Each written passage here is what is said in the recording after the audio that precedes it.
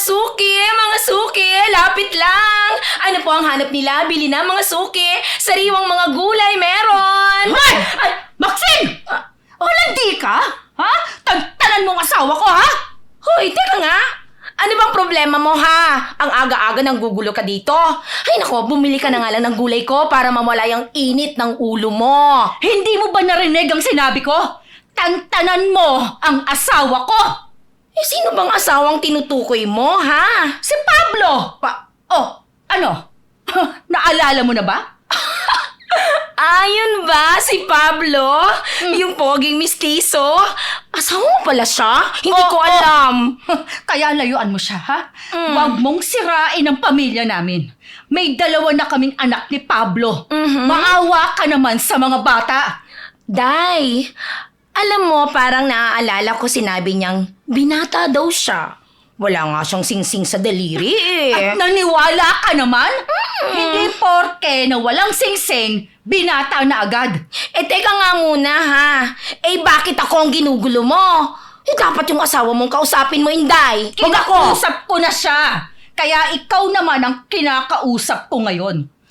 Oras na hindi mo tigilan ng asawa ko, sisiguruhin ko na pagsisisihan mo ang araw na nakilala mo ko.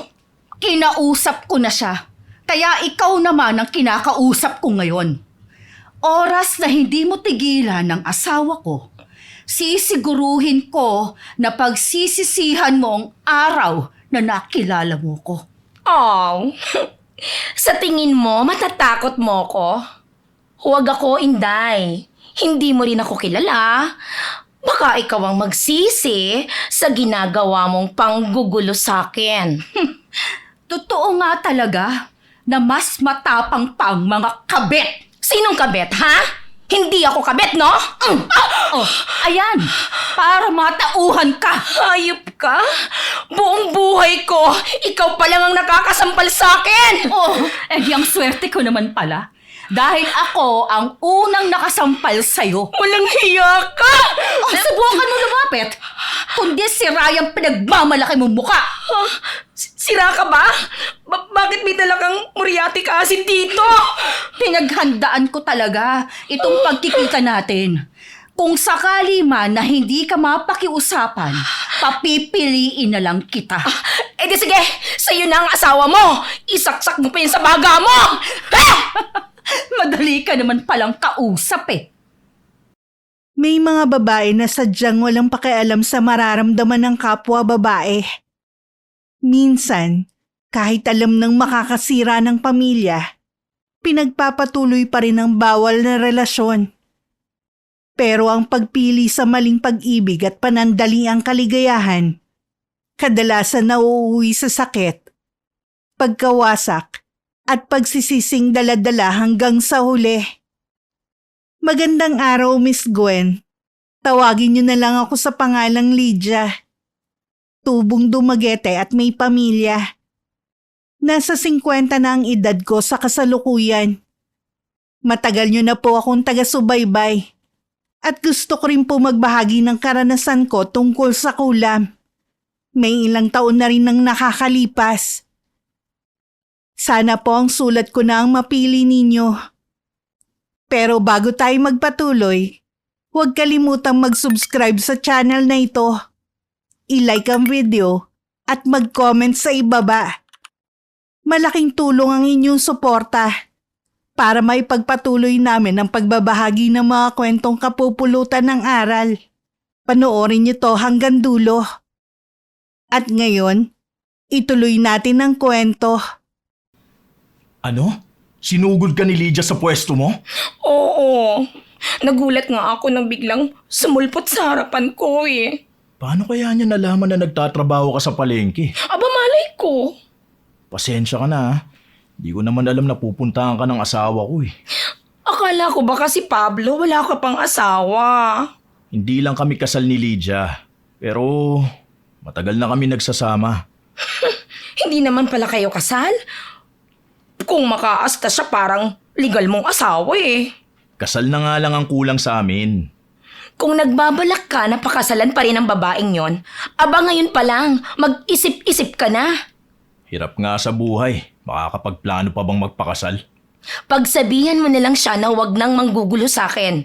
Dahil kung hindi, papatulan ko talaga siya. Ako na ang humihingi ng dispensa sa ginawa ni Lydia. Pangako, hindi na mauulit yun. Dahil tuloy sa kanya, inilipat ako ni Chang ng pwesto. Doon na ako sa likod ng palengke. Ayoko pa naman doon. Dahil lahat ng amoy nandun na. Ginawa yun ng tiyahin mo? Oo, parusa daw yun sa akin. Wala naman akong kasalanan eh. Baka naman pansamantala lang yung pagkakalagay mo dun. Ay nako, ang sabi ni Chang, dun daw nababagay ang malalanding katulad ko. Grabe naman ang tiyahin mo para sabihin yun sa'yo. Para namang hindi ka niya pamangkin ha. Gusto pa nga niya akong tanggalin eh. Pero pinakiusapan ko lang. Eh kung maghanap ka na lang kaya ng ibang trabaho. Kung ganun nga lang talaga kadaling maghanap, eh di sana matagal na akong nakaalis sa pagiging tindera. Di bale, huwag ka mag-alala. Magtatanong ako sa mga kakilala ko kung may alam silang pwede mong pasukan. Noon pa marami na akong naririnig tungkol kay Maxine. Kung gaano siya kalapit sa mga lalaki. Palaisipan pa rin sa akin kung paano sila nagkaroon ng ugnayan ni Pablo. Hindi naman kasi namamalengke ang asawa ko. Dahil sa reputasyon ng babae, nang may makarating na balita sa akin na nagkikita raw ang dalawa, hindi ko na napigilan ng sarili ko na sugurin si Maxine sa pwesto niya sa palengke. Kahit nakumpronta ko na siya, hindi pa rin ako mapalagay hanggat hindi ko nalalaman ang totoo. Sa tagal ng pinagsamahan namin ni Pablo, ngayon lang kami nagkaroon ng ganitong problema. Mabuti naman umuwi ka na. Kanina pa ako naghihintay sa'yo eh. Pagod ako sa trabaho. Huwag mo umpisa na. Sa trabaho ka ba talaga napagod? Oh, eh saan pa ba? Sigurado ako, nagsumbong na sa'yo ang babae na yon. Nabalitaan ko nga na sinugod mo si Maxine sa palengke. Pero hindi siya nagsabi sa akin. Hindi mo malalaman ang ginawa ko kung hindi siya mismo ang nagsumbong sa'yo. Sigurado ako na bago ka umuwi, nagkita muna kayong dalawa. Sabi nang hindi siya nagbalita sa akin. At sa tingin mo, maniniwala ako sa'yo? Kung ayaw mo maniwala, edi wag. Wala akong pakialam. Ano ba ang kulang? Ha, Pablo? Lahat ginawa ko na para sa pamilya natin. Bakit kailangan mo pa mang babae? Wala nga sabi akong babae. Huwag ka nang nagkakaila pa. Merong nakakita sa inyo na magkasama. Nasa isang barangay lang tayo nakatira. Kung aksidente man kami nagkita, hanggang dun lang yun. Binibigyan lang kasi ng mali siya ng taong nagsusumbong sa'yo eh. Ikaw naman, utu-utu. Ako pa ang utu-uto? Hoy, para sabihin ko sa'yo, kahit kailan, hindi pa nagkakamali ang kutob ko. Ewan ko sa'yo. Kung lagi kang ganyan, mabuti pa. Maghiwalay na lang tayo. Makikipaghiwalay ka dahil meron ka ng iba? Hindi yun ang dahilan. Kundi yung walang katapusan na pagsiselos mo. Hindi ako magsiselos ng ganito kung hindi mo ako binibigyan ng dahilan. Kung sa tingin mo mas pagod ka dito sa bahay, mas pagod ako sa pagtatrabaho. Pagdating pa dito sa bahay, aawahin mo pa ako. Kaya, mabuti pa maghiwalay na lang tayo. Kapag nakipaghiwalay ka sa akin, sinisiguro ko sa'yo na hindi mo na makikita ang mga anak natin. Wala akong pakialam. Basta hindi lang kita makita. Para wala ng mga away sa akin. Galit pa na tinalikuran ako ni Pablo. Pumasok siya ng kwarto namin at hindi na rin lumabas para maghapunan. Sa kwarto na lang ng mga anak namin ako natulog. Kinabukasan naman, wala na siya at pumasok na sa trabaho niya. Naisipan ko ulit puntahan si Maxine sa palengke. Pero wala na ito sa pwesto nito. Nang tanungin ko ang tinderang nandun, sinabi nito na inilipat yun ng tiyahin sa ibang pwesto bilang parusa rito. Pinuntahan ko na lang ang bahay ng pinsan ko na lagi kong hinihingan ng payo tuwing may problema ako. Sinabi niya na makipag-ayos na lang ako kay Pablo. Alang-alang sa mga anak namin. Wala naman daw akong matibay na ebidensya na nagpapatunay na may relasyon ng asawa ko at si Maxine. kundi sabi-sabi lang ng ibang tao. Kaya naman nagpasya ako na magpakumbaba na lang. O ano? Aawain mo na naman ako? Hindi. Gusto ko sanang magkaayos na tayo. Sana bago ka mambintang, alamin mo muna kung totoo. Nalinawan na ako nang magkausap kami ng pinsan kong si Mimi. Mabuti pa si Mimi. Malawak ang pag-iisip kahit mas bata siya sa'yo. Inaamin ko naman na nagkamali ako eh. Sana patawarin mo na ako. Kahit humingi ka pa ng tawad, hindi mo na maibabalikan dati. Nakaperwisyo ka na ng ibang tao eh. Ano bang gusto mo? Humingi rin ako ng tawad kay Maxine? Dapat lang, di ba? Pinahiya mo yung tao eh. Pwede mo naman sanang kausapin ng maayos. O sige, para matapos na to, pupuntahan ko siya para humingi ng tawad sa ginawa ko sa kanya. Mabuti naman. Dapat matuto kang magpakumbaba at tanggapin ang pagkakamali. Isa lang sana ang hihilingin ko. Iwasan mo na ang babaeng yon. Alam mo naman ang reputasyon niya eh. Kaya kahit nag-uusap lang kayo, nabibigyan agad ng mali siya ng ibang tao. Alam mo naman palang reputasyon ng babaeng yun eh. Sa tingin mo papatulan ko siya? Nabulag lang talaga ako ng matinding selos. Huwag ka kasing maniniwala sa mga sinasabi ng ibang tao. Inggit lang kasi sila dahil masaya ang pamilya natin.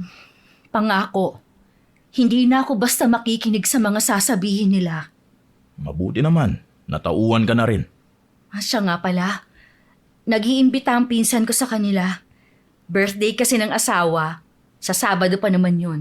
Naku, di ako makakasama sa inyo. Kayo na lang ng mga bata. May overtime din kasi ako nun sa trabaho eh. Kaya hindi rin ako makakahabol. Alam ko naman yun. Sinabi ko lang sa'yo. Hindi na nga pala tayo nakakalabas ng mga bata. Sa susunod, mamasyal naman tayo. Sa ngayon sa mga handaan na lang muna kayo pumunta. Naiintindihan ko naman na abala ka sa trabaho mo. Para din naman sa amin ang pagsisipag mo. Mula nang magsama kami ni Pablo, mas lalo pa niyang sinipagan sa pagtatrabaho para sa amin ng mga anak niya.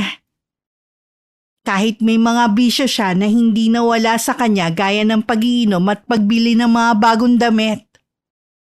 Gusto niya kasi lagi siyang presentable kapag lalabas ng bahay. Mahilig din siya sa pabango kaya kahit pamilyado na siya, mukha pa rin siyang binata dahil laging maporma. Nang sumunod na araw na pumunta ako sa palengke, pinagtanong ko kung saan na ang bagong pwesto ni Maxine. Inilagay pala siya ng tiyahin niya sa pinakalikod ng palengke. Nang makita ko nga kung nasan siya, lalapitan ko na sana siya pero nakita kong may kausap siyang lalaki. Mukhang may relasyon sila nun. Dahil nakapulupot siya at binigyan pa niya ng halik bago umalis. Bye, babe. Ingat ka, ha? Basta, yung usapan natin, ha? Huwag mong kakalimutan. Maxine, Ikaw na naman? Anong ginagawa mo dito? Manggugulo ka na naman ba, ha? hindi. Kaya ako nandito para humingi ng pasensya sa ginawa ko. At sa palagay mo kaya, ganun lang kadali yun, ha? Hindi mo naman kasi ako masisisi eh. Anong ibig mong sabihin? Kilala ka kasi sa pagiging malapit sa mga lalaki. Ano ngayon sa'yo, ha? Sapat na bang dahilan yon para sugurin mo ako sa pwesto ko, ha? Kaya nga ako nandito para humingi sana ng tawad. Nagkamali ako na pagbintangan ka na may relasyon sa asawa ko. Naniwala agad kasi ako sa ibang tao. Paano kung totoo pala ang sinasabi nila? May tiwala pa rin ako sa asawa ko. Alam ko na hindi ka niya papatulan. Sinabi niya mismo sa akin yun. Ang baba naman pala ng tingin mo sa akin. Dahil na rin sa mga ginagawa mo. Katulad kanina, yung nadatnan ko. Kilala kong lalaki na hinaharot mo. May asawa na siya. Pero sa tingin ko, may relasyon kayo. Wala ka nang pakialam doon. Kaya ka laging nasa sugod eh. Dahil dyan sa kalandian mo. Pumunta ka ba dito para humingi ng tawad? O para insultuhin ako, ha? Alam mo, kasing edad mo lang ang kapatid kong babae. Kaya mas nangingibabaw ang pag-aalala ko. Sana magbago ka na. Bago ka makahanap ng katapat mo. Hindi maganda maglaro ng apoy. Baka yan pa ang ikapahamak mo. Teka muna. Sino ka ba, ha? Para pangaralan ako. Magulang ko nga hindi ako pinagsasabihan eh. Ikaw pa?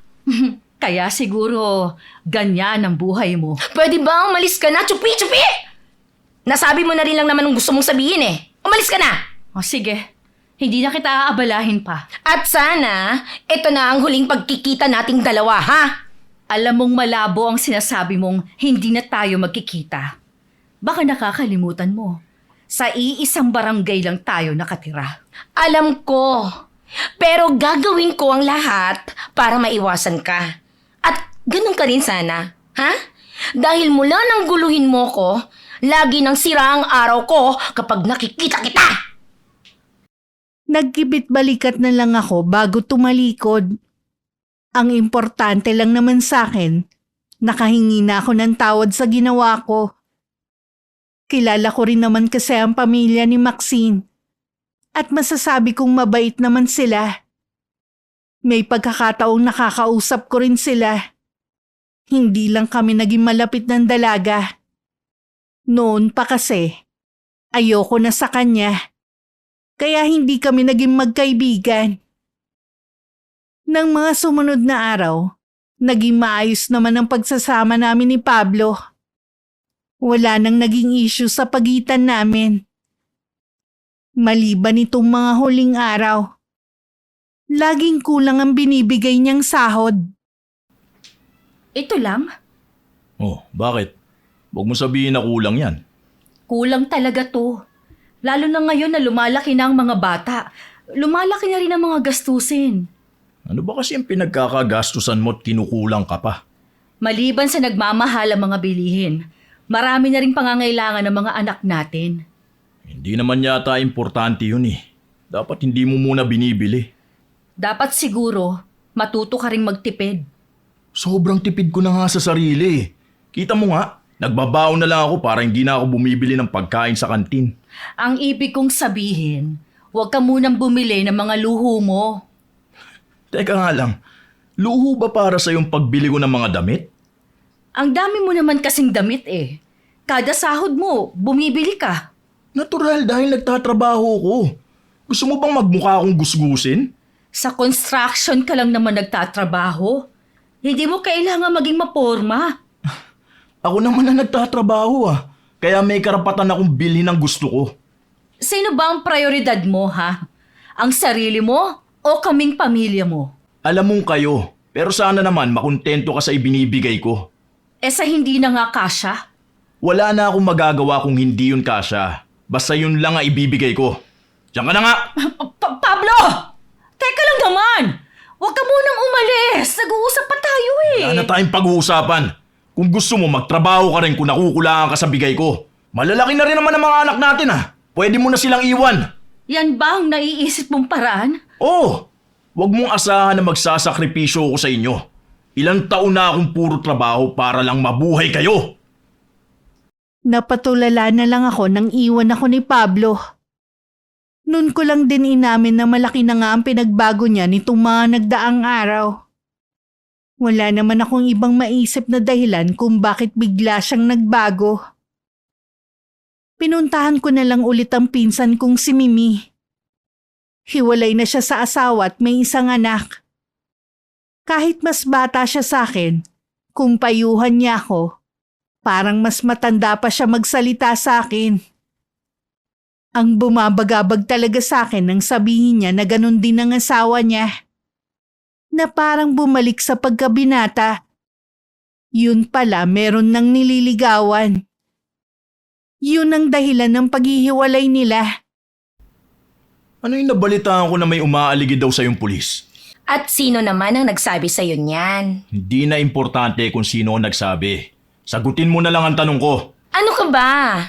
Isa lang sa suki ko, si PO2 Sanchez. Mabait lang sa akin yung pulis. Alam nga namang tarayan ko. Ang dami niya kayang binibili na gulay sa akin. Bakit nga pala bumalik ka na sa dati mong pwesto?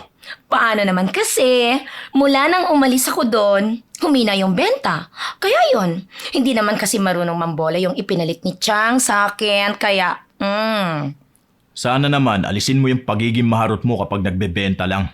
Oo naman, no? Ano ka ba? Masyado ka namang siloso eh. Sabi ko naman kasi sa'yo tumigil ka na sa trabaho mo eh. Magsama na lang tayo. Hoy, Pablo, ikaw na mismo ang nagsabi sa akin noon na kulang pa sa pamilya mo ang sahod mo. Tapos ngayon, sasabihin mong magsama na lang tayo? Anong papakain mo sa akin, Abel? Nakala ko ba mahal mo ko? Bakit? Mapapakain ba ako ng pagmamahal, ha? Mag-aanap ako ng trabaho na mas malaki ang sahod. Mabuti pa nga nang sa ganon, matuwa ako sa'yo. Para hindi lang sa tabi-tabi tayo nagdi-date. Basta, mangako ka na wala kang sasagutin sa lahat ng nanliligaw sa'yo ah. Ano ka ba? Sinabi ko naman sa'yo na binubola ko lang ang mga yon para bumili sila sa akin ng mga gulay. Naniniwala na ako sa'yo. Mabuti naman kung ganon. Ayoko kasing pinagtatalunan natin ang tungkol sa bagay na yan. Sige na, hindi na ulit ako magagalit sa'yo. Pangako yan. Hindi ka pa ba uuwi? Baka hinahanap ka na ng asawa mo. Sinabi ko naman sa'yo, hindi ko siya asawa. Pareho na rin yon. Kasal na lang nga ang kulang sa inyo, di ba? Tsaka, inaangkin ka niyang asawa. Mabuti pa nga umuwi na ako. Baka mamaya kung saan pa mapunta ang usapang to eh. Teka lang, hanggang ngayon ba naman, napipikon ka pa rin kapag pinag-uusapan ng tungkol sa inyo ng asawa mo? Ikaw kasi. Sige na nga, umuwi ka na. Tsaka na lang tayo ulit magkita. Nitong mga nagdaang araw, lagi akong kinukutuban ng hindi maganda.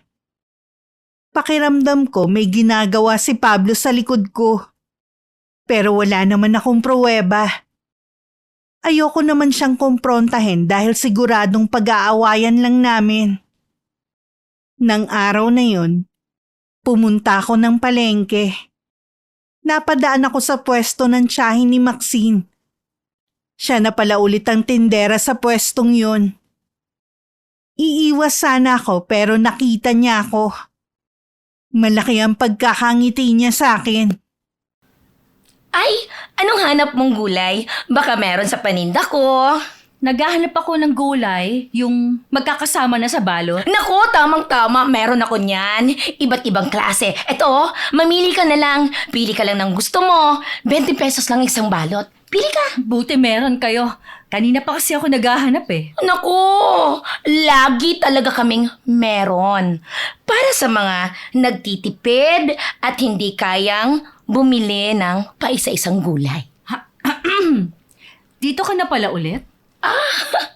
Yes, ibinalik ulit ako dito ni Chang. Dahil yung tindera na ipinalit niya sa akin, hindi marunong magbenta. Marami na kasing suki eh, no? Lalo na mga lalaki. Sadyang magaling lang talaga akong magbenta. Halata naman. Eto lang ba ang bibilhin mo? Oo, yan lang. Ganyan lang ba kakonti ang pinamimili mo? Oo, 4 lang naman kami sa bahay eh. Akala ko ba tinitipid kayo ni Pablo? Bakit mo naman nasabi yan?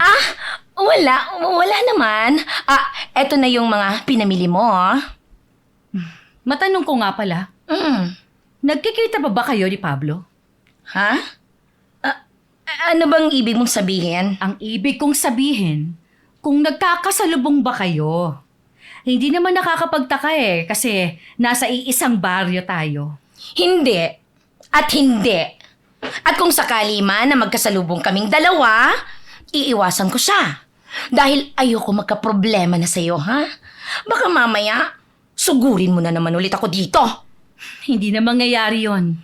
Siguro, hanggang ngayon pinagdududahan mo pa rin si Pablo. Sa bagay, hindi naman nakakapagtaka na bumaling sa ibang babae ang asawa mo. Bakit mo naman nasabi yan? Hindi ka ba tumitingin sa salamin, ha? Tingnan mo nga yung tsura mo. Mas mukha ka pang matanda sa totoo mong edad. Hindi ka man lang marunong mag-ayos-ayos ng sarili mo. Ano bang pakialam mo sa itsura ko? Wala naman talaga akong pakialam sa itsura mo. Hindi ko lang mapigilan ang sarili ko na sabihin sa'yo yung mga bagay na yan. Tumahimik ka na lang. Dahil hindi ko naman hinihingi ang opinion mo. Di sana, hindi ka na lang din nagpunta dito sa pwesto ko. Ang dami naman kasing pwedeng bilhan. Dito pa talaga sa pwesto ko pumunta. Huwag ka mag-alala. Hindi na ako magagawi dito. Ang mahal naman ng paninda ninyo eh. Hindi naman nakaligtas sa paningin ko ang pagsimangot ni Maxine. Totoo naman kasi na mas mahal ang mga paninda nila kumpara sa ibang pwesto. Hanggang sa makauwi, laman ng isip ko ang mga sinabi niya. Alam ko namang matagal ko nang napabayaan ng sarili ko. Dahil mas inuuna ko ang pangangailangan ng mag-aama ko. Kaya nung makatapos ako sa mga gawain ko, naisipan ko namang ayusin ang sarili ko. Lydia, bakit ganyan na suot mo? Nagustuhan mo ba? Nag-ayos talaga ako ngayon. Paano kung magugustuhan ng ayos mo ang sagwa? Di ka ba nahihiya sa mga anak natin? Paano namang naging masagwa ang suot ko? Manalamin ka nga. Ilang beses na akong nanalamin kanina. Ayos lang naman ang suot ko. Tignan mo nga yung braso mo. Kitang-kita ang laki. Pati ang bilbil mo. Ano ba kasi nakain mo't naisipan mo magsuot ng damit na sexy? Sa itsura mo, kulang na lang masuka ka. Akala ko pa naman magugustuhan mong ayos ko. Mas gusto ko yung dati mong ayos. Gusto ko lang naman na maging maganda sa paningin mo. Sa masagwa nga eh. Magpalit ka na lang ng damit. Baka mawalan pa ako ng ganang kumain. Sige, mag-ibihis lang ako. Teka, huwag ka sanang magtampo sa akin. Gusto lang naman sana kitang pasayahin eh. Masaya naman ako eh. Mas gusto ko rin yung pananamit mo dati. Ibig sabihin, mas gusto mo na makita ako na losyang? Hindi ka naman losyang ah. Sino naman ang nagsabi sa'yo nun? O wala. Naisip ko lang. Siguro, naiinip ka na dito sa bahay kaya kung ano-ano naiisip mo. Kapag may budget, ipapasyal ko kayo ng mga bata. Sige. Ilang beses mo nang sinabi yan eh.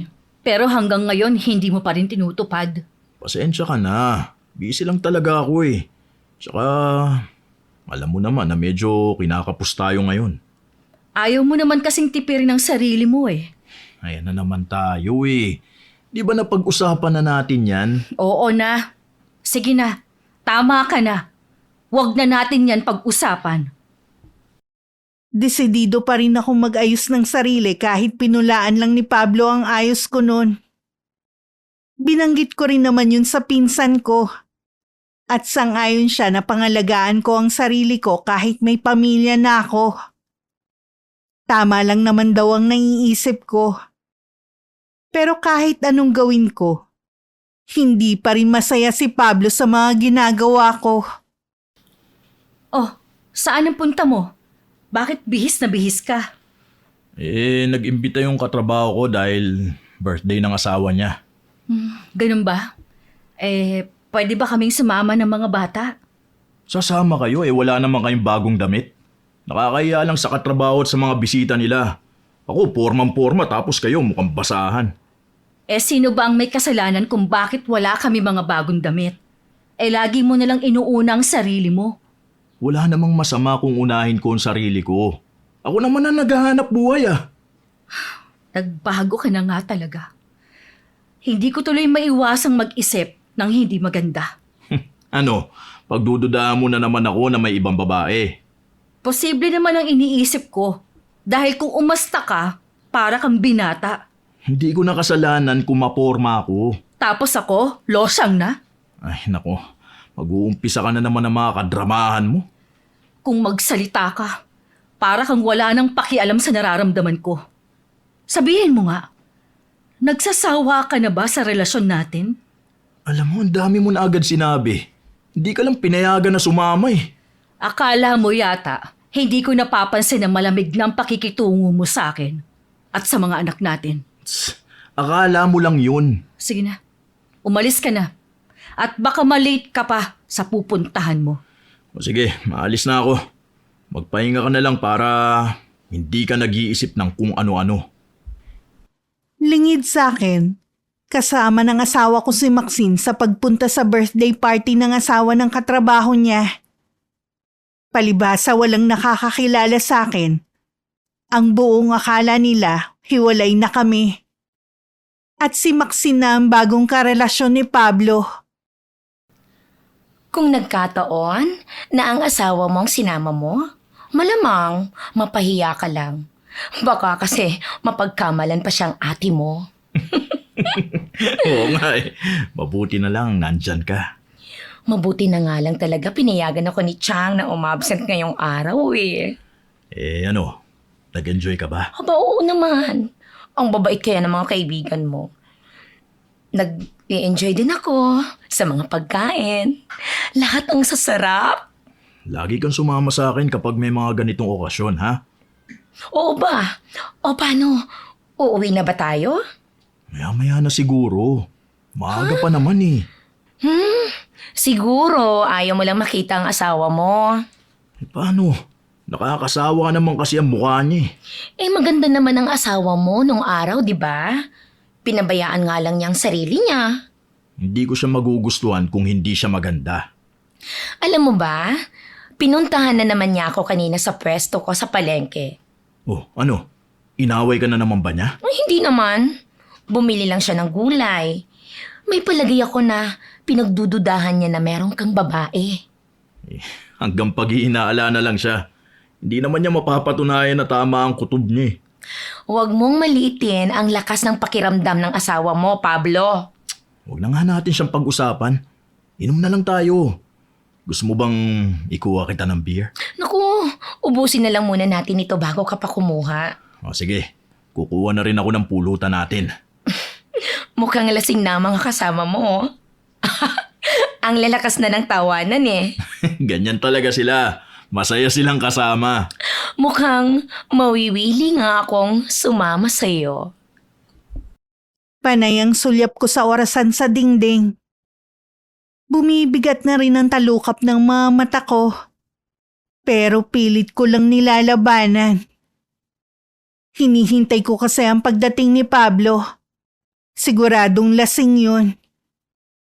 Napasandal na lang ako sa kinauupuan ko at maya-maya lang nga. Hindi ko na malayan na nakaidlip na pala ako. Nagising lang ako sa mga katok sa pinto. Dali-dali kong binuksan yun. Bakit ba ang tagal mong buksan? Kanina pa ako kumakatok ah. Pasensya ka na. Nakatulog na kasi ako sa kahihintay sa'yo. Marami ka bang nainom? 3 bote lang naman ang beer. Ititimpla kita ng kape. Tulog na ba ang mga bata? Oo, kahit walang pasok bukas, maaga ko pa rin silang pinapatulog. Napasarap kasi ang kwentuhan namin eh. Kaya ngayon lang ako nakauwi. Oh, eto ng kape mo. Hmm, Dahan-dahan ha, mainit. salamat. Ang bait mo talaga. Marami bang tao sa birthday party na pinuntahan mo? Oo, nandun lahat ng mga katrabaho ko at pamilya nila. Eh di, ikaw lang palang walang kasamang pamilya? Oo. Hindi ba kami tinanong ng mga kasama mo? Nagdahilan na lang ako kung bakit hindi kayo nakasama. Sana naman maisama mo na kami sa susunod. Marami pa namang pagkakataon. Sa susunod, kasama na kayo ng mga bata. Aasahan ko yan ha. Lydia, sana huwag ka na magtampo kung hindi kayo nakakasama sa akin. Naiintindihan naman kita eh. Nakakahiya naman kasi na makita ako ng mga katrabaho mo. Siguro ang gaganda ng mga asawa nila. Mabuti pa, matulog na tayo. Mauna ka na. Uubusin ko lang tong kape ko. Sige, papasok na ako sa kwarto. Mas inabala ko na lang ang sarili ko sa mga gawaing bahay. Minsan binibisita ko ang pinsan ko. At tuwing lumalabas nga ako, nagkakataon na nakikita ko si Maxine. Ilang beses ko rin siyang nakita na may kasamang iba't ibang lalaki. Lihim na lang akong nailing. Dahil lalo lang niyang pinatutunayan na totoo ang sinasabi sa kanya ng mga tao. May kalandian talaga yung Maxine na yun, no? Bakit mo naman nasabi? Kada lalabas kasi ako, kung sino-sino ang kasama niyang lalaki. Pinanindigan na talaga niya ang bansag sa kanya ng mga taga rito. Wala ka rin pinagkaiba sa mga taga rito. Bakit kailangan mo siraan yung tao? Hindi ko siya sinisiraan. Totoo naman na malandi ang babaeng yun at nakikita ko kung sino-sino ang kasama niya. Tama na nga yung kasinungalingan mo. Bakit ba nagagalit ka, ha? Ako pa ngayon ang sinungaling? Kailan ako nagsinungaling sa'yo? Hindi naman kasi tama na siraan mo yung tao. Hindi ko nga siya sinisiraan. Teka nga, bakit ba parang apektado ka? Hindi ako apektado. Hindi lang kasi ako makapaniwala na wala ka na rin pinagkaiba sa mga taga rito eh. Basta ang nakita ko lang ang sinasabi ko at hindi ka sinungalingan yon. Hayaan mo na lang yung tao. Wala naman siyang ginagawa na masama sa'yo eh. Sinabi ko bang meron? Bakit ba nagagalit ka? Hindi naman ah. Alam mo naman kasing hindi ako mahilig pag-usapan ng buhay ng ibang tao. Sige na, huwag na natin siya pag-usapan. Nabanggit ko lang naman sa'yo eh. Siya nga pala, magbihis kayo ng mga bata. Ipapasyal mo ba kami? Hindi. Nakalimutan mo na ba na birthday ni Itay ngayon? Oo nga pala. Ngayon nga pala ang birthday niya. May konting handaan kaya magbihis na kayo. Bakit parang hindi ka masaya? Gusto ko sana magpahinga na lang tayo dito sa bahay. Kaya lang, gusto rin makita ng mga magulang ko ang mga apo nila. Kapag mga katrabaho mong nag-iimbita sa'yo, masaya ka. Kapag pamilya mo, tinatamad ka. Baka naman hindi ka lang masaya na kami ang kasama mo. Ayan ka na naman eh. Kung gusto mo, wag na lang tayo tumuloy. Pwede rin naman. Basta ikaw ang magpaliwanag sa pamilya mo kung bakit hindi tayo nakapunta. Natuloy rin naman kami. Pero kapansin-pansin na wala talagang gana si Pablo. Ni hindi man lang niya kami inaasikaso. Hinayaan ko na lang siya. Basta ang importante, masaya ang mga anak namin. Ilang oras pa lang kami nandun, nagyaya na siyang umuwi. Na pinagtataka ng pamilya niya. Pagdating sa bahay, hindi ko na napigilan na tanungin siya. Naiinip na ako eh. Sabi ko nga, mas gusto kong magpahinga. Minsan na nga lang tayong pumunta sa inyo. Nagmamadali ka pang umuwi. Eh di sana nagpaiwan na lang kayo doon. Ayaw mo pa palang umuwi eh. Ano na lang ang sasabihin ng mga magulang mo at kapatid mo kung uuwi kang hindi kami kasama? Tinatanong nga ako ng ate mo kung may problema ba tayo. May napapansin siguro siyang kakaiba sa'yo. Alam mo naman na kahit noon pa, hindi kami magkasundo ng ate ko. Gumagawa lang ng issue yun. Kahit ako, malakas ang kutob ko na meron kang tinatago. Kaya lagi ring mainit yung ulo mo. Tigilan mo nga ako ah. Makaalis na nga muna. Oh, akala ko ba gusto mo magpahinga muna? Makakapagpahinga ba ako kung walang tigil yung bunganga mo? Naiiwan na lang akong naiiling habang nakasunod ng tingin kay Pablo habang palabas siya ng bahay. Nang sulyapan ko ang mga anak namin, nakatingin sila sa akin. Alam kong nagtataka na rin sila kung bakit madalas kami magtalo ng ama nila. Naaawa rin ako sa kanila tuwing may hinihingi sila sa akin at hindi ko maibigay. Doon na ako nagpasya na maghanap ng mapagkakakitaan. Alam mo ba na may extra sa paglalabandera ang asawa mo? Saan mo naman nabalitaan yan? Kasi tuwing linggo, nakikita ko siya sa kapitbahay namin. At nung tanungin ko nga yung dalagitang nakatira sa bahay na yon, si Lydia nga raw ang labandera nila. Mukhang nagkukulang ka na sa pamilya mo ha. Hindi ko alam na may extra pala siya. Wala naman kasi siyang binabanggit sa akin eh. Hindi rin naman talaga marunong mahiya ang asawa mo, no? Pinag-uusapan ka tuloy ng mga taga rito. Ano naman ang pakialam nila sa buhay namin? Dahil ang akala nila, isa kang ulirang ama. Tapos, makikita nilang asawa mo na naglalaba para sa ibang tao. Ginusto niya yun eh. Dapat hindi mo siya pinapayagan. Baka mamaya kasi may masagap siyang balita tungkol sa atin. Chismosa pa naman ang kapitbahay namin yun. Siguradong hindi yun papayag na huminto sa ginagawa niya. Sige ka, kapag nalaman niya ang tungkol sa atin, mas malaking problema. Sige, susubukan ko siyang kausapin pag uwi ko. Nadatnan ni Pablo na masaya kami ng mga anak niya habang sinusukat ko sa kanila ang mga damit na binili ko. Napansin ko namang seryoso siya, kaya pinapasok ko muna ang mga bata sa kwarto nila.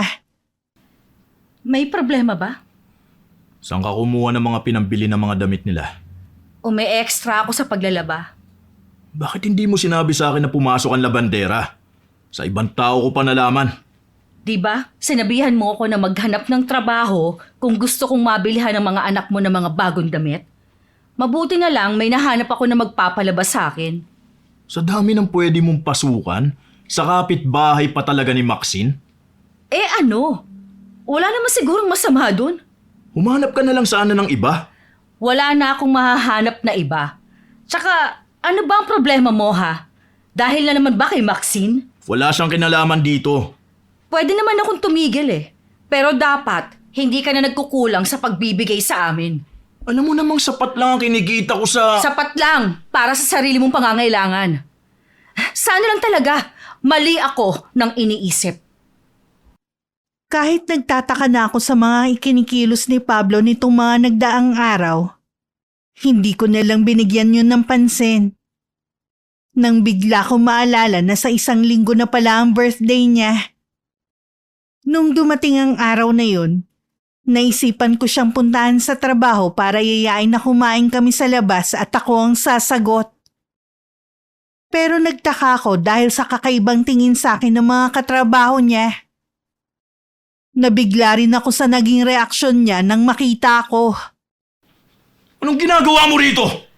Bakit ba galit ka na naman? Gusto lang naman sana kitang yayaing lumabas. Sana hinintay mo na lang ako sa bahay. Eh, pasensya na kung naabala kita. Umuwi ka na. Nakakahiya sa mga katrabaho ko eh. Lagi mo na lang ba akong ikakahiya sa mga katrabaho mo, ha? Pwede ba, Lydia? Huwag dito. Gusto kong malaman ngayon din kung bakit mo ako kinakahiya. Tignan mo nga yung itsura mo. Paano hindi kita ikakahiya? Ganun na ba ako kapangit sa paningin mo? Oo. Alam nga ng mga katrabaho ko na hiwalay na tayo eh. Ano? Nagawa mong sabihin yun sa kanila? Kaya pala ayaw mo kaming isama sa birthday nun. Ngayong alam mo na, siguro naman titigil ka na sa pagpunta rito. Sige na, umalis ka na. Sigurado ako na meron ka na talagang ibang babae. Sabihin mo, sino siya? Wala akong babae. Sinungaling! Huwag mo nang hintayin na ako mismo makatuklas kung sino siya! Eh di alamin mo. Bahala ka. Si Maxine ba ang babae mo, ha? Ang malanding babae na yon? Huwag mo siyang idamay dito. Madadamay talaga siya oras na malaman ko na siya ang babae mo! Subukan mo lang naguluhin siya. Mananagot ka talaga sa akin. Para mo na ring inamin na totoo ang hinala ko. Pwede ba? Sa bahay na lang tayo mag-usap. Mahiya ka naman. Pinagtitinginan na tayo ng mga kasamahan ko. Hinawakan pa ako ni Pablo sa braso at hinila palayo sa lugar na yun. Wala naman akong nagawa kundi sumunod na lang. Pagdating sa bahay, dun ko binuhos lahat ng kinikimkim kong sama ng loob. Mula rin ng araw na yon, mas lalong naging malamig ang pakikitungo niya sa akin. Nakausap ko rin ang ate niya. At kinausap na raw ni Pablo ang mga magulang nila na maghihiwalay na kami. Totoo ba na kinausap mong mga magulang mo na maghihiwalay na tayo? Oo. Bakit kailangan silang unang makaalam bago ako? Kakausapin naman kita eh. At kailan mo ako bala kausapin? Parang wala naman kasi. Ngayong alam mo na, wala ka na rin namang magagawa eh. Gusto kong malaman kung si Maxine ba ang babae mo. Oo, siya nga. Alam mo naman ang reputasyon niya, pero nagawa mo pa rin siyang patulan. Mas higit ko siyang kilala kaysa sa mga taong nanghuhusga sa kanya. Siguro nang sinugod ko siya, may relasyon na kayo nun. Hindi na mahalaga kung kailan nagsimula ang relasyon namin. Ngayong alam mo na, siguro naman, ilulugar mo na yung sarili mo. Hindi mo man lang ba naiisip ang mga anak natin? Hindi ko naman sila pababayaan eh. Sisirain mo ang pamilya natin ng dahil sa malanding babae na yun? Nasa tamang pag-iisip ka pa ba? Huwag mong tatawaging malandi si Maxine. Hindi siya ganun. Bukod tanging ikaw lang ang nagsabi niyan. Lahat ng mga taga rito, alam ko anong klase siyang babae. Subukan mo lang ulit tawagin si Maxine na malandi. Makakatikim ka na sa akin. Magagawa mo pa talaga akong saktan ng dahil sa babaeng yon, ha? Tanggapin mo na lang kasi na hindi na kita mahal. Sana pag-isipan mo muna ang desisyon mo. Baka nabubulagan ka lang sa kanya. Mas lalo ka lang masasaktan kung hindi mo patatanggapin ang desisyon ko. Baka pagsisihan mo ang ginawa mo ito. Binabalaan kita. Huwag na huwag mong guguluhin si Maxine. Hindi ko pinansin ang sinabi ni Pablo. Mas nangingibabaw ang nararamdaman kong galit. Nung umalis siya, lumabas din ako ng bahay. Dumiretso ako kay na Maxine. Saktong nandun din ang mga magulang niya. Walang pag-aatubili na sinugod ko siya at sinabunutan. Naawat lang ako ng kapatid niya. Ano na naman ba ang problema mo, ha? Yang kalandian mo ang problema ko! Binalaan na kita dating nalian mo si Pablo! Hindi ko alam ang sinasabi mo. Huwag ka nang tumanggi. Umamin na sa akin si Pablo tungkol sa relasyon ninyo. Huwag ka nga gumawa ng kwento dyan. Wala kaming relasyon. Bakit? Nahihiya ka bang umamin sa harapan ng pamilya mo? Ha? Umalis ka na Nahihiya ka na nakasira ka ng pamilya? Umalis ka na dito. Huwag ka nang manggulo. Kausapin mo ang asawa mo. Kapag hindi mo pa nilayuan ang asawa ko, araw-araw kitang guguluhin dito sa bahay ninyo at sa palengke. Subukan mo lang. At talagang ipapupulis kita. Pagsabihan ninyo ang babaeng yan, ha? Hindi na nahiya para mauubusan ng lalaki. Iniwanan ko pa ng matalim na tingin si Maxine bago tumalikod at naglakad pa uwi. Sa tindi ng emosyon ko, hindi ko na napansin na marami palang tao ang nakiusyoso. Hindi na muna ako umuwi sa bahay. Tumambay muna ako sa pinsan ko. Pagka-uwi ko naman, nadatnan ko na si Pablo. Totoo bang sinugod mo si Maxine sa bahay nila? Nakapagsumbong na pala siya sa'yo. Sinaktan siya ng tatay niya dahil sa ginawa mo. Mabuti naman at hindi nila kinunsinte ang ginawa ng anak nila. Alam ng pamilyado ka na, pumatol pa siya. Bakit ba kasi hindi mo na lang tanggapin na hindi na kita mahal? Hindi ako naniniwala na hindi mo na ako mahal. Sabihin mo kung anong dapat kong gawin para maayos ang pamilya natin. Wala kang gagawin dahil desisyon ko nang hiwalayan ka. Hindi na kukontento sa isang lalaki ang babaeng yun. Ipagpapalit ka rin niya. Hindi yan mangyayari. Mahal namin ang isa't isa. Ikaw ang humahad lang sa amin. Itong tandaan mo. Hindi ako papayag na maging masaya kayo. Kahit ano pang gawin mo, hindi mo kami mapipigilan. Isang linggo pagkatapos ng ginawa kong pagsugod kay Maxine, nagulat na lang ako nang madatnan ko siya sa bahay. Prente pa siyang nakaupo sa sofa namin. Anong ginagawa mo dito sa bahay namin? Nandyan ka na pala. Tapos ka na bang maglaba? Ang tanong kong sagutin mo. Anong ginagawa mo dito? Dito na ako titira mula ngayon. Anong sinabi mo? Talaga bang inuubos mo ang pasensya ko? Hoy, si Pablo ang nagpatira sa akin sa bahay na ito. Dahil pinalayas ako sa amin. Dapat lang napalayasin ka sa inyo. Pero hindi tama na pagsiksikan mo ang sarili mo sa bahay na to. Alam mo, hindi ko galing ipagsiksika ng sarili ko. Si Pablo lang naman ang nag-alok na dito ako tumira. Bahay niya daw ito. Kaya may karapatan siyang magpatira ng kahit na sino dito. Huwag mo rin kalilimutang asawa niya ako. At may karapatan din ako na magpalayas ng taong ayokong tumira dito. Ay nako, hintayin na lang natin si Pablo nang malaman natin kung sino sa ating dalawa ang palalayasin niya. Hindi na kailangan. Dahil ako na mismo ang magpapalaya sa'yo dito!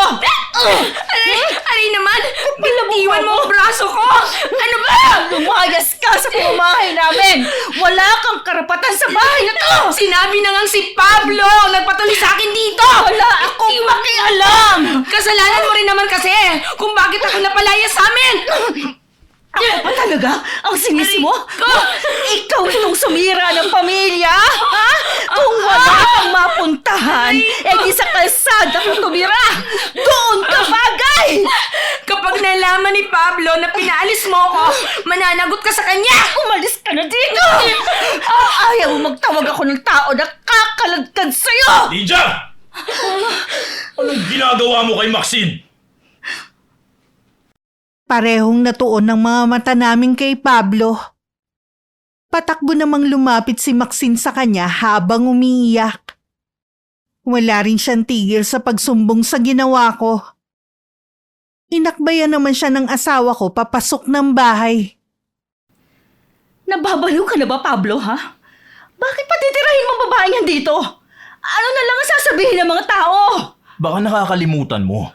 Bahay ko ito na binigay sa akin ng mga magulang ko. Kaya may karapatan ako kung sino ang gusto kong patirahin dito. Ibinigay ito sa atin nung magsama tayo. Kaya akin na rin ito. Meron ka pa yata nakakalimutan. Hindi tayo kasal. Kaya wala kang karapatan sa bahay na to. Nahawa ka na ba sa babaeng yan na walang kahihiyan? Wala akong pakialam kung anong iisipin ng mga tao. Kung nahihiya ka, di ikaw ang umalis sa bahay na to. Maaatin mong paalisin kami ng mga anak mo? Anong klase kang tao?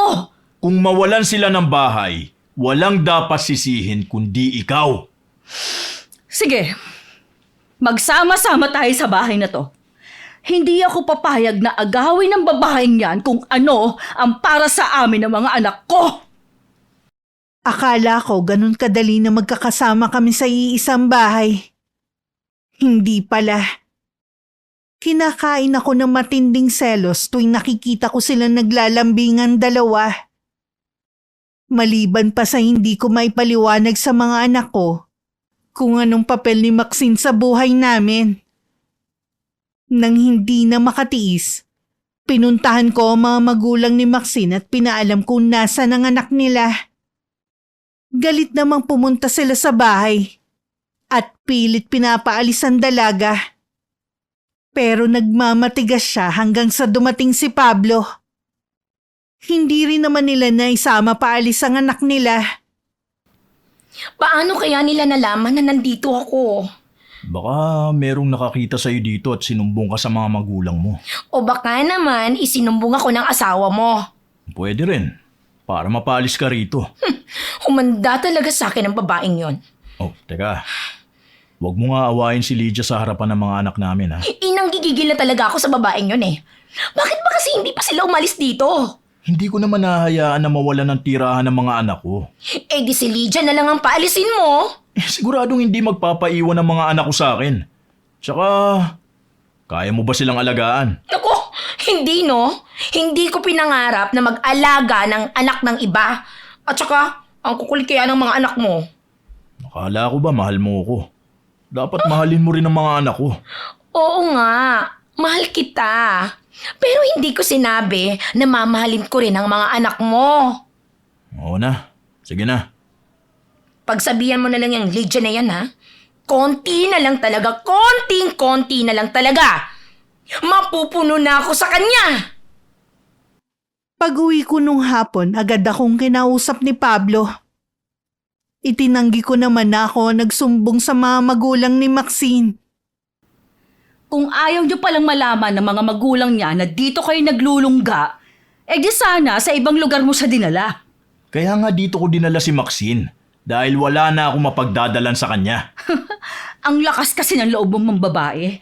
Hindi mo naman pala kayang kuhanan ng sariling bahay. Hindi na ako magtataka kung sa mga susunod na araw ay wala ka nang maipakain sa amin. Hindi mangyayari yan. Kaya kong panindigan ang ginawa ko. Tingnan natin. Mabuti na lang dalawa na ang nagpapalabas sa akin. Kaya kahit hindi magbigay sa akin si Pablo, nabibili ko ang gusto ng mga anak ko. Minsan galing ako sa paglalaba ko. Malayo pa lang naririnig ko nang umiiyak ang mga anak ko. Ang bilis ng kabog ng dibdib ko habang mabilis na humahakbang. Naabutan kong pinapalo ni Maxine ang mga anak ko ng tsinelas. Biglang nagdilim ang paningin ko. Tinulak ko ang dalaga at hinila papunta sa likod ko ang dalawa kong anak. Nananalim ang mga tingin ko habang tinitingnan siya. Hoy! Ano karapatan mong saktan ng mga anak ko? Ang titigas ng ulo ng mga anak mo eh. Ang dapat lang sa kanila, turuan ng leksyon. Wala kang karapatang turuan sila ng leksyon dahil sampid ka lang dito. Hoy! Hindi ako sampid dito, no? Pinatira ako dito ni Pablo. Ang kulit mo din, ano? Oras sasaktan mo ulit ang mga anak ko. Hindi mo magugustuhan ang gagawin ko sa'yo. Tinatakot mo ba ako, ha? Hindi lang kita tinatakot. Gagawin ko talaga ang naiisip ko. Humanda ka kay Pablo. Isusumbong kita sa kanya. Sige, magsumbong ka. Wala akong pakialam. Hinila ko na ang mga anak ko sa kwarto nila. Kung saan dun din ako natutulog mula nang dumating si Maxine. Dun ko na rin sila pinakain ng hapunan. Habang binabasahan ko sila, sunod-sunod naman ang katok sa pinto. Alam kong dumating na si Pablo at nakapagsumbong na rin sa kanya si Maxine. Bakit mo sinaktan si Maxine? Baliktad yata ang sumbong niya. Hindi siya magsisinungaling sa akin. Ibig sabihin, sinungaling ang mga anak natin? Ha? Sila ang sinaktan ng babaeng yon. Sinaktan sila ni Maxine? Oo. Bakit hindi mo sila tanungin? Hindi na kailangan. Pagsabihan mo na lang ang mga bata para hindi na yun maulit. Nang mga sumunod na araw, hindi na binibigay sa akin ni Pablo ang sahod niya. Lahat na pupunta kay Maxine. Naapektuhan na rin pati tuloy ang mga anak ko. Kung wala akong kinikita sa paglalaba, wala silang babaunin. Hindi ka ba naaawa sa mga anak mo, ha? Bakit kailangang ibigay mo kay Maxine ang lahat ng sahod mo? Kailangan pa bang tanungin yan? Wala na tayo. Natural na sa kanya ko ibibigay ang sahod ko. Eh di sana, ibigay mo man lang ang para sa mga bata. Nagbili na ako sa kanya na bigyan ng mga anak natin. Pwes wala siyang binibigay kahit piso. Kumikita ka naman eh. Ikaw na muna ang bahala sa pangangailangan ng mga anak natin. Wala rin palang saysay kahit dumito pa kami eh. Wala rin naman palang mapapala ang mga anak ko sa'yo. Hindi mo kayang magpakaama sa kanila. Ilang taon ko na rin naman kayo sinuportahan tapos sasabihin mo yan? Obligasyon mo yon. Hindi mo kailangang isumbat. Kung napapagod ka na, huwag ka mag-alala. Hindi na kami maghahabol sa'yo. Ano naman ang ibig sabihin yan? Huwag mo sabihin na tuyo na rin ang utak mo dahil sa babaeng yon. Huwag mo akong iniinsulto ha. Baka hindi ako makapagtimpi sa'yo kung anong magawa ko. Ano? Sasaktan mo ako, ha? Sa palagay mo, hindi pa ako manhid sa mga ginagawa mo sa akin? Ang drama mo talaga kahit kailan. Huwag kang mag-alala. Malapit mo na akong hindi makasama. Aalis ka? Hindi lang ako. Isasama ko ang mga anak natin. Hindi ko hahayaan na magdusa rin sila sa bahay na ito. Akala mo ba mabubuhay mo sila sa pagiging labandera mo? Huwag mong maliitin ang kakayanan ng isang ina. Kesa naman manatili kami dito, hindi mo naman sila kayang buhayin.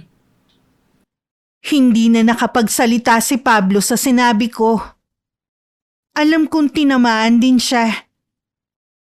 Kahit masakit sa akin, mas gugustuhin ko na lumayo na lang kasama ng mga anak ko. Kesa gabi-gabi akong umiiyak Dahil sa matinding selos na sila ni Maxine ang magkasama sa kwarto namin. Kanina pa ako salita ng salita. Hindi ka naman pala nakikinig. Ha? Ano nga ang sinasabi mo? Ano bang iniisip mo at kanina ka pa tulala? Aalis na kasi si Lydia. At isasama niya ang mga anak namin. Oh, di mabuti. Para solo na lang natin itong bahay. Nakakailang naman kaya na kasama natin siya rito, no? Inaalala ko kasi ang mga anak ko eh. Pablo, suportahan na lang natin sila. At saka dalawin paminsan-minsan. Hindi kaya makaarma ako dahil sa ginawa ko. Naku! Ano ka ba? Huwag ka ngang magpapaniwala sa karma. Hindi totoo yon. Nakausap ko na rin ang pinsan ko. Sang-ayon siya sa plano ko. Nasasaktan din siya sa nangyari sa akin. Pero mas maigi daw na lumayo na lang kami. Meron din siyang sinabi sa akin na wag akong pumayag na hindi makaganti sa dalawa. Noong una hindi ko pinansin ang sinabi niya. Pero habang nagliligpit ako ng mga gamit namin, sumagi sa isip ko ang sinabi niyang yon. Bigla kong naalala si Lolo Eliseo, ang matandang binatang tiyuhin ng nanay ko. Totoo nga ang sinabi ni Pablo. Aalis na nga daw kayo dito sa bahay. Oo. Hindi naman kasi ako martir para magtiis na lang. Hindi ako gaya mo na parang linta kung makakapit. Mahal ko ang sarili ko at ang mga anak ko kaysa kay Pablo. Hoy! Hindi ako linta! Ano ang gusto mong itawag ko sa'yo? Higad? Ikaw ba talaga hindi titigil sa kababansag ng kung ano-ano sa akin, ha? Tinatamaan ka ba? Totoo naman kasi. Alam mo ha, nagkataon lang na may pamilya na si Pablo nung magkakilala kami. Pero kung binata rin siya, malamang kami din ang nagkatuluyan. Ang sabihin mo, wala ka lang konsensya. Kahit sino papatulan mo Kasi nga, malandi ka. Bastos talaga yung bibig mo na, ha? Ikaw naman buong pagkatao mo ang bastos. Walang galang sa kapwa mo babae. Masama lang kasi ang loob mo dahil akong pinili ni Pablo. Tanggapin mo na lang kasi, natalo ka. Hindi porke ikaw ang pinili ni Pablo, panalo ka na. Sa pag-alis ko, mag-uumpisa pa lang ang laban. Hindi ko nahahabulin ng asawa ko. Pero hindi ako papayag na maging masaya kayo habang buhay. Ay nako, ang dami mong drama, ang dami mong satsat. Bilisan mo ng pag-iimpake mo na makalis na kayo rito! Heh! Kanina pa sana ako nakatapos kung hindi mo ko inabala. Ganun ba? Sige, hindi na kita aabalahin. Bilisan mo na lang. Siniguro ko na wala na akong naiwan ng mahalagang gamit namin. Paglabas namin ng kwarto, nasa sala si Maxine at nangiinis ang mga ngiti sa labi. Ilang sandali pa, dumating na ang sundo namin. Nagpahatid ako sa bahay ng mga magulang ko. Kahit sila galit sa ginawa sa amin ni Pablo. Kulang na nga lang isumpa nila ang asawa ko. Sinabi ba nila kung saan sila pupunta? Naku, hindi ko alam. At hindi na rin naman ako nagtanong. Kuya nga pala niyang sumundo sa kanila kanina. Malamang sa mga magulang niya siya uuwi. Hindi ako makakapunta doon para dalawin ang mga anak ko. Wala siyang karapatan na ipagkait sa iyo ang mga anak niyo. Oo nga. Kaya lang malaki ang nagawa kong kasalanan kay Lydia. Di kung natatakot ka sa pamilya niya, kalimutan mo na sila. Malay mo naman, magkaroon din tayo ng sarili nating mga anak. 1 linggo na kami sa bahay ng mga magulang ko. Wala pa rin akong naiisip na plano para sa amin ng mga bata. Sinabi naman ng inay ko na wag muna akong mag-isip at ipahinga ko muna ang sarili ko. Sila na lang muna ang bahala sa amin. Bigla ko naalala na dalawin si Lolo Eliseo. Malapit lang ang bahay niya. Pero mag-isa lang siyang namumuhay. Mabuti naman at naisipan mo kong dalawin. Nalaman ko ang nangyari sa'yo. Pareho po kami ng naging kapalaran ni Mimi. Why, kamusta nga pala ang pinsan mo? Matagal na rin mula nung dumalaw siya sa akin. Maayos na po ang lagay niya. Mabuti naman. Lo, Hmm. tama po bang nagpaubaya na lang ako? Ay, alam ko na masakit. Pero mas lalo ka lang masasaktan kung lagi mo silang nakikita na masaya. Akala ko po, kapag umuwi ako dito, matatahimik ako. Hindi pala. Gabi-gabi akong hindi makatulog sa kaiisip ko eh. Paano ko magsisimula kung parang aninong nakasunod sa akin ang ginawa ni Pablo? Lydia, gusto mo bang gumanti? Paano po ako makakaganti kung nandito ako? Tsaka, hindi ko rin po alam kung paano. Maraming paraan para makaganti sa isang tao na hindi kailangang kaharap mo siya. Paano po, Lolo? Gaya ng pagganti ng pinsan mo sa asawa niya. Gumanti po si Mimi sa asawa niya? Sa paanong paraan po? Wala kasi siyang nababanggit sa akin. Sa pamamagitan ng itim na karunungan. Ngayon, alam ko na kung bakit niya sinabi ang bagay na yon. Hanggang ngayon po pala, gumagamit pa rin kayo ng karunungang itim. Eh, kung kinakailangan lang naman. Hindi ko po alam kung magagawa ko pong kumapit sa itim na karunungan para lang makaganti. Ikaw ang bahalang magpasya. Basta nandito lang ako. Hindi po ba kayo natatakot na bumalik sa inyong ginagawa ninyo sa iba? Natatakot din. Kaya nga hindi na ako nag-asawa para sa akin nang bumalik ang mga ginawa ko. Ayoko nang madamay pa ang iba kong kapamilya. Pag-iisipan ko po ang sinabi ninyo. Tuwing gabi, lagi kong binabalik-balikan ang nangyari noon at ang mga ginawa ni na Pablo at Maxine. Nang minsan akong dinalaw ng pinsan ko, ibinalita niya na hindi na raw tinatago ng dalawa ang relasyon nila sa lugar namin.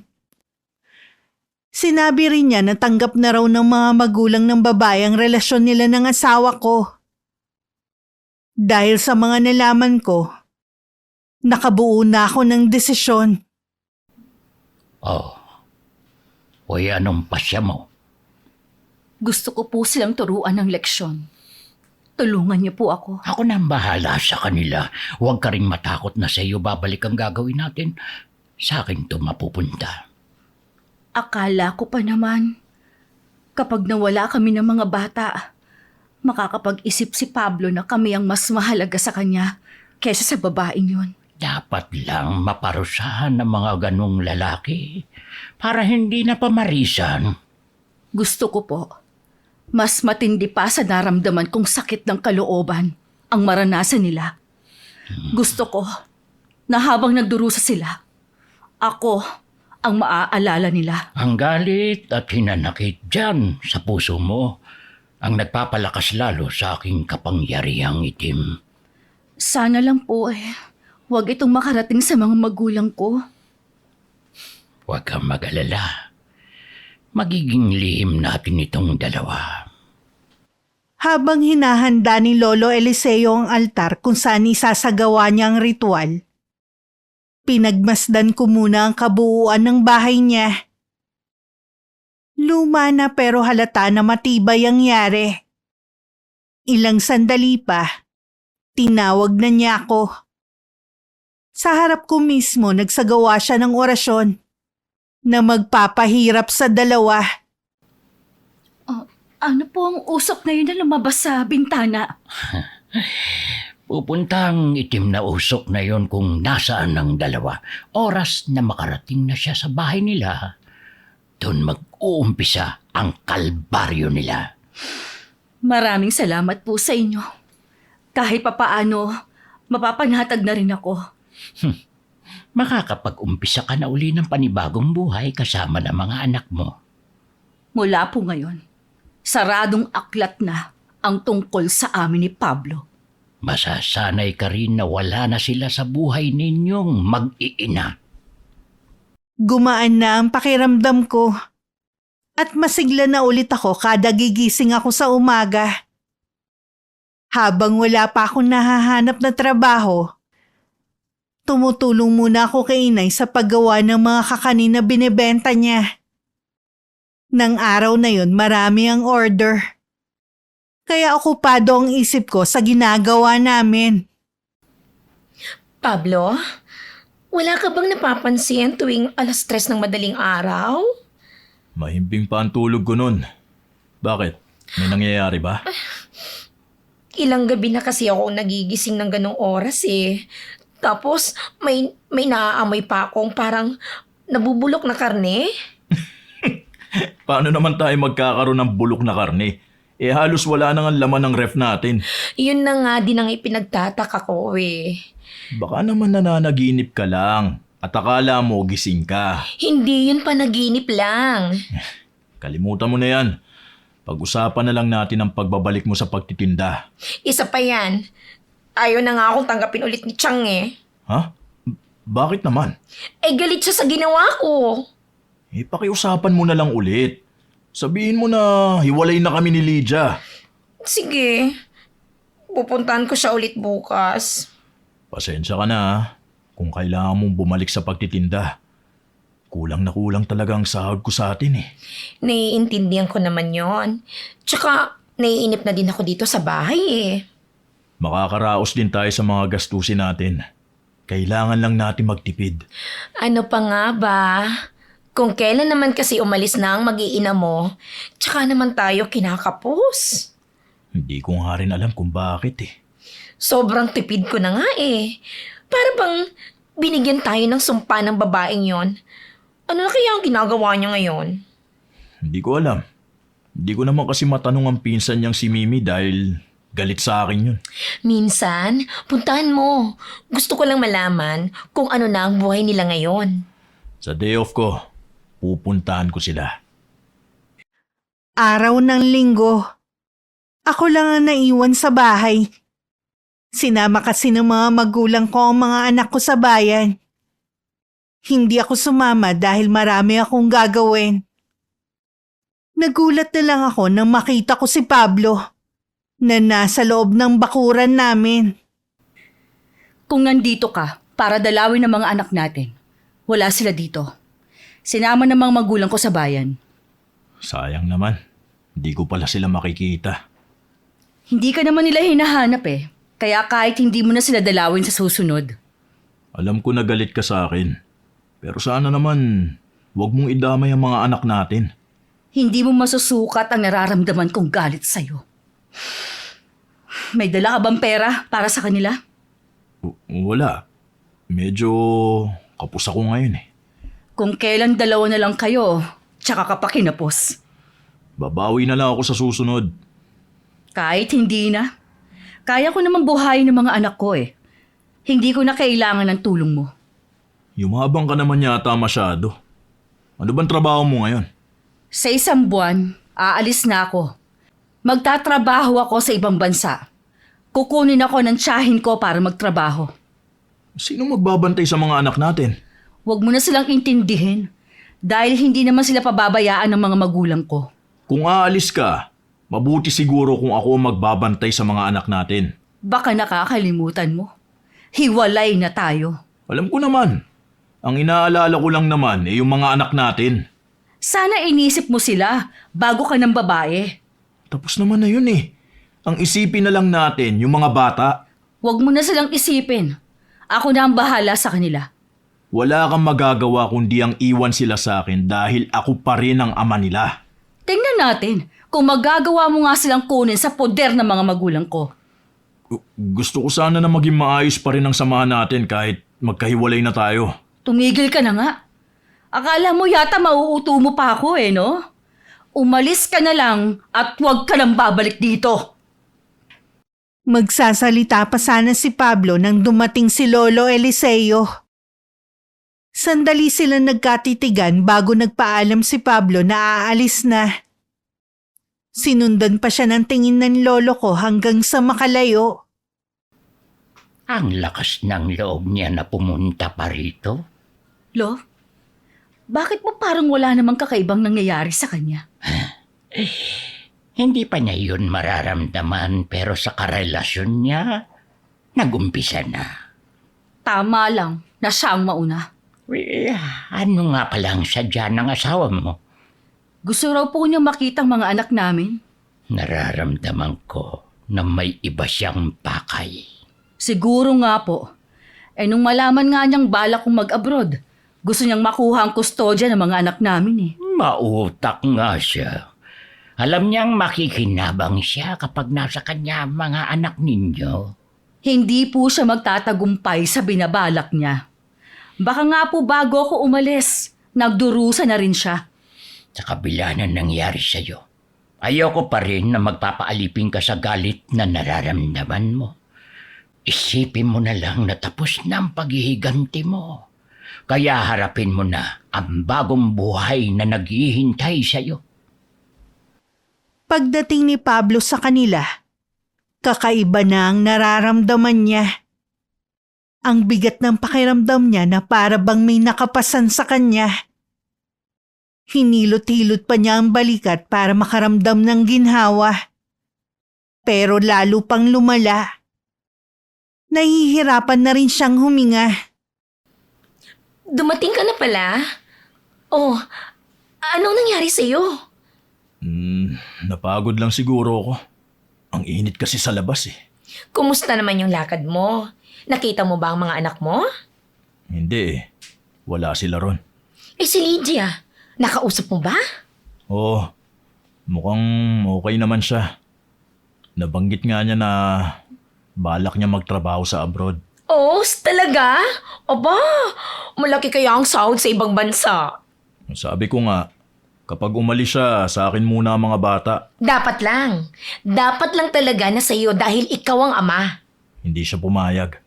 Eh, kapag nasa abroad na siya, wala na siyang magagawa kapag kinuha mo ang mga anak ninyo. Yun na nga ang nasa isip ko. At kapag nagpapadala na siya, makikinabang na din tayo. Yun siguro ang iniisip niya. Kaya hindi siya pumapayag. Sabihin mo nga, nagsisisi ka na ba ngayon? Bakit mo iniwan ang asawa mo? Hindi no. Wala na akong pagmamahal sa kanya. Mabuti na yung malinaw. Eh siya nga pala. Bakit ang aga mong umuwi ngayon? Ay nako, nahihilo kasi ako kaya umuwi na muna ako. Hindi kaya buntis ka? Hindi ako buntis. Galing na nga ako sa health center kanina eh. Baka dahil lang sa kulang ako sa tulog.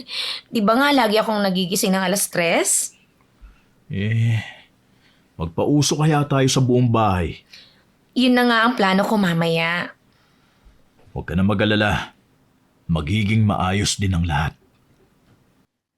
Pagsapit ng 6:00, nagpausok na si Pablo sa loob at labas ng bahay. Umaasa na kung ano man ang nangyayari kay Maxine, mawawala na pagkatapos nila magpausok. Pero nung gabi, nanaginip naman si Maxine ng itim na anino. Sobrang lapit daw nun sa kanya at kinakapos na siya ng paghinga. Wag! Layuan mo ako! Maawa ka sa akin! Maxine! Wag! Maxine! Gising! Uy! Nananaginip ka! Pablo, Ano ba ang napanaginipan mo? hindi ko na maalala. Hindi siguro maganda dahil sumisigaw ka eh. Ang sakit ng liig ko. Baka sa kakasigaw mo kaya ka... Teka, ano yung marka sa leeg mo? Ang hapdi. Parang kuko na bumaon. Masakit. Hindi kaya aksidente mong nasakalang sarili mo? Bakit ko naman gagawin yun? Tsaka, ngayon lang ito nangyari sa akin. Teka, kukuha muna ako ng gamot para malagyan yan. Mula nun, maraming kababalaghan na ang nararanasan ni Maxine. Tuwing nagigising siya dahil sa masamang panaginip, Lagi siyang may sugat sa katawan na hindi malaman kung paano niya nakuha. Lumalaki rin ang tiyan niya sa hindi malamang dahilan. Pablo, natatakot na ako. Baka kung anong meron sa bahay na ito eh. Matagal na kaming nakatira sa bahay na to. Wala namang nagkakasakit sa amin. Pero papaano mo maipapaliwanag ang nangyayari sa akin? Ang mga sugat ko at ang paglaki ng tiyan ko. Kahit nga doktor, hindi maipaliwanag ang nangyayari sa akin. Huwag ka mag-alala. Hahanap tayo ng solusyon. Magtatanong ako sa mga kakilala ko. Ayoko na magtanong sa mga taga rito. Wala naman kasi akong makuhang matinong sagot. Tapos, meron pa nagsabi na karma ko na daw to. Huwag mo na lang silang pansinin. Pablo, subukan kaya nating magpatingin sa albularyo. Pwede rin naman. Wala namang mawawala sa atin. Isang albularyo sa kabilang barangay ang pinuntahan nila. Hindi pa man sila nakakapasok sa bahay nito. Kinumpirma na agad nito na may kumukulam kay Maxine. Ang tanging makakapagpagaling lang daw sa kanya kung mapapatawad siya ng taong nasa likod ng nangyayari sa kanya. Sinabi rin ito na maging si Pablo, nasa ilalim din ng sumpa. Ano na ang gagawin natin? Pati pala ikaw kinukulam na. Kaya pala ang bigat ng pakiramdam ko. Ayoko lang sabihin sa'yo dahil ayoko mag-alala ka eh. Sino naman ang pwedeng gumawa nito sa atin?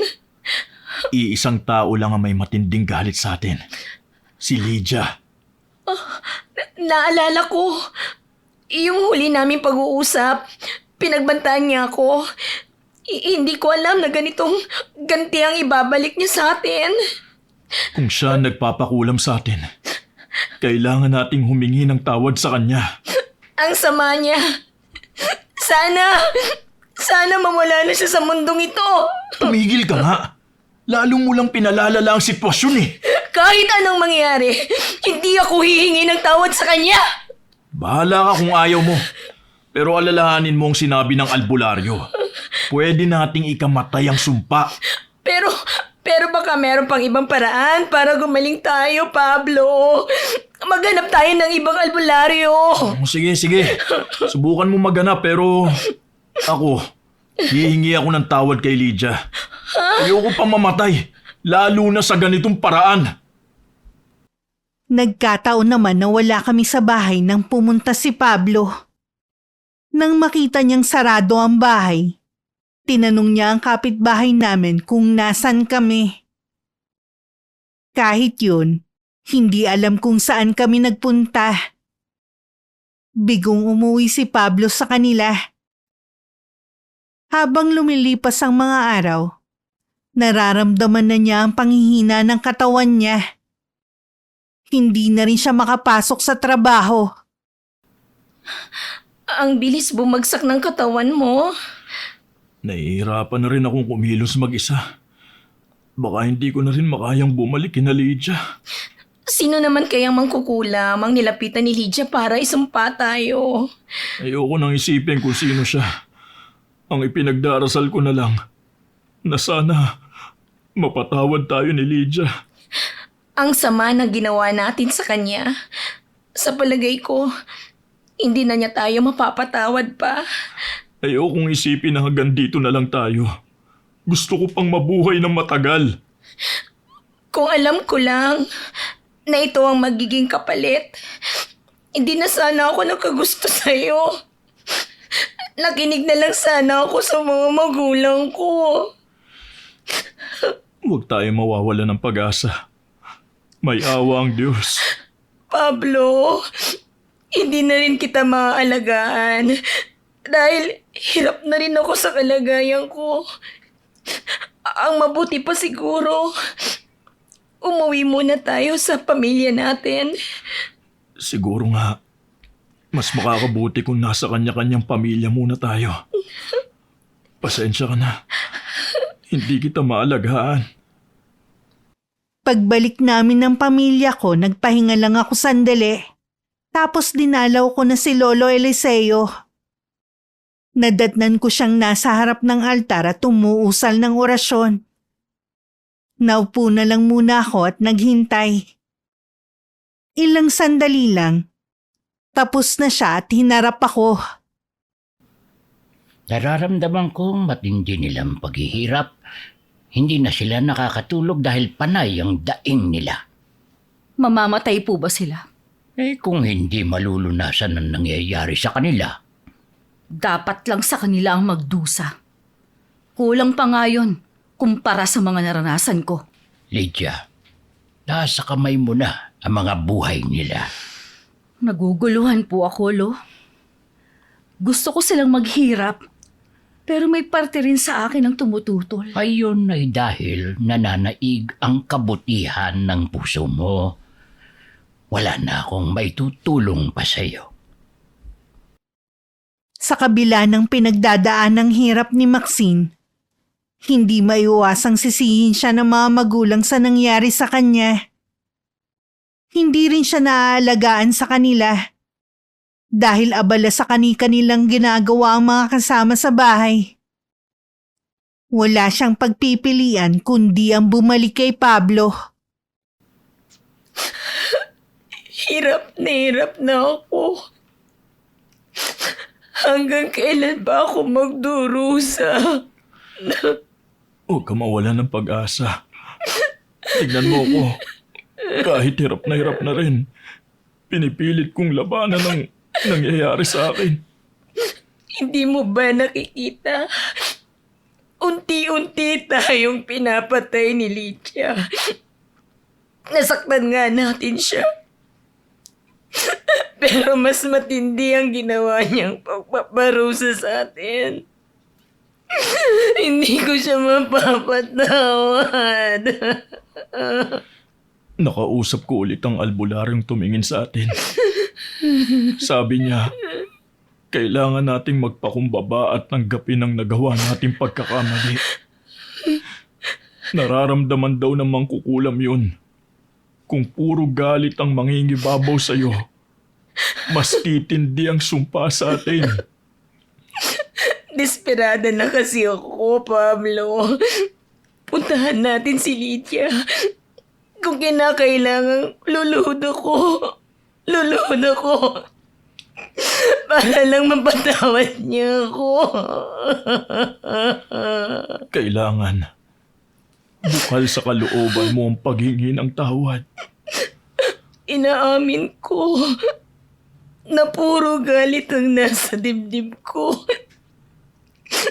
Hindi ko kasi mapigilan eh. Matuto ka munang magpakumbaba. Nag-aaralan ko lahat ng sinasabi mo. Sige na, magpahinga ka muna. Mabuti ka pa. Inaalagaan ka ng pamilya mo.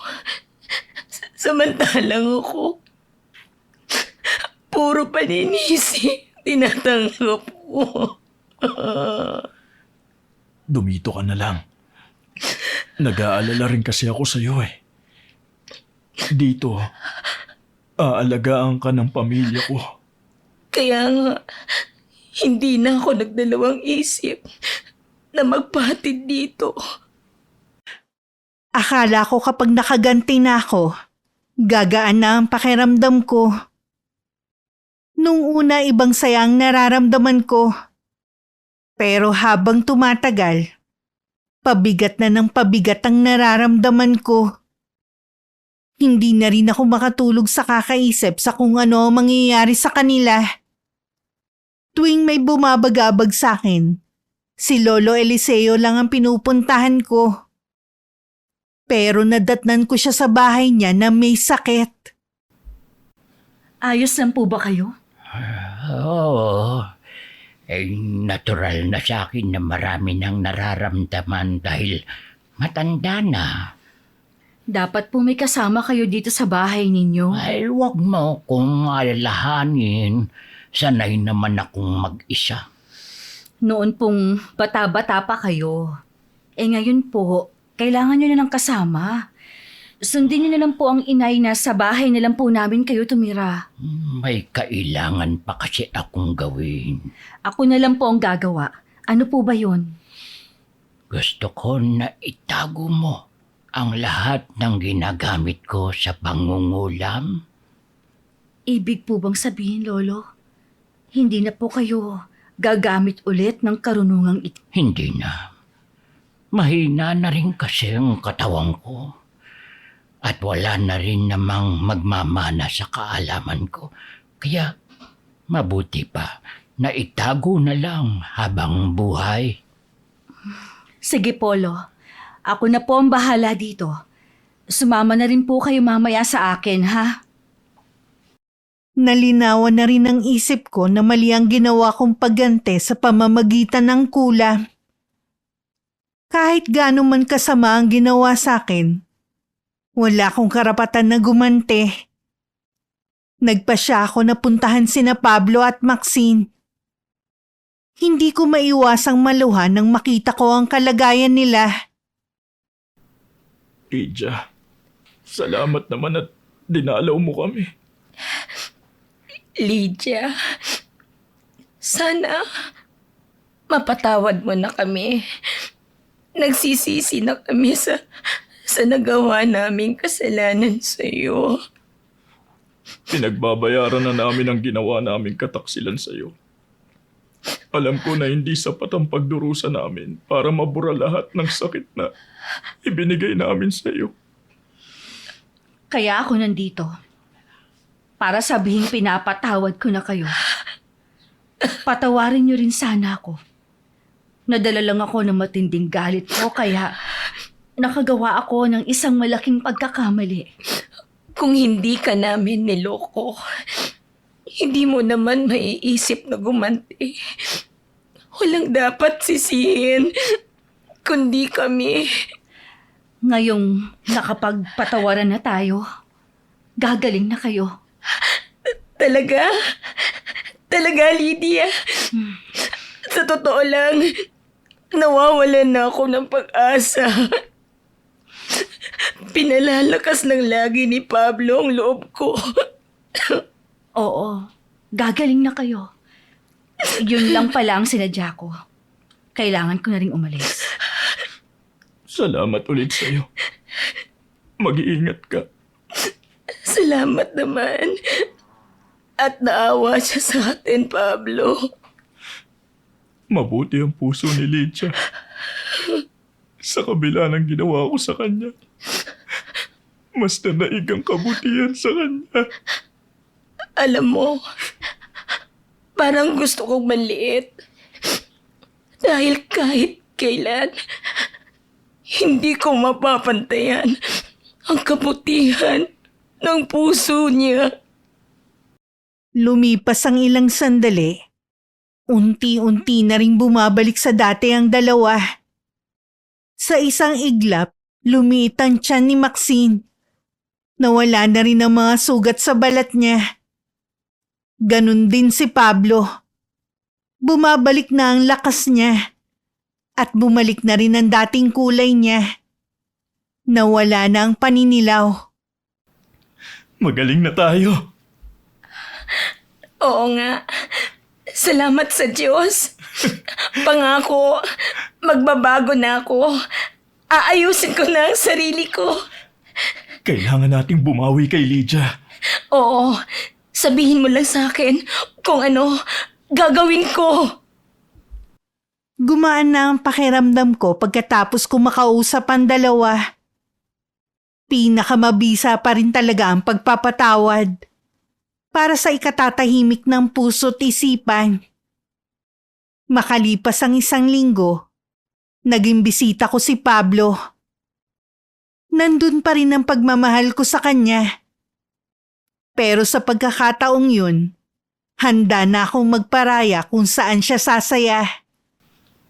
Ang dami kong gustong sabihin sa'yo. Sana handa ka makinig. Oo naman. Marami din akong gustong sabihin sa'yo eh. Hindi ako naging mabuting asawa sa'yo simula pa ng pagsasama natin. Pero lahat ng yun tiniis mo. Hindi ako naging karapat-dapat sa'yo. Pero maniwala ka.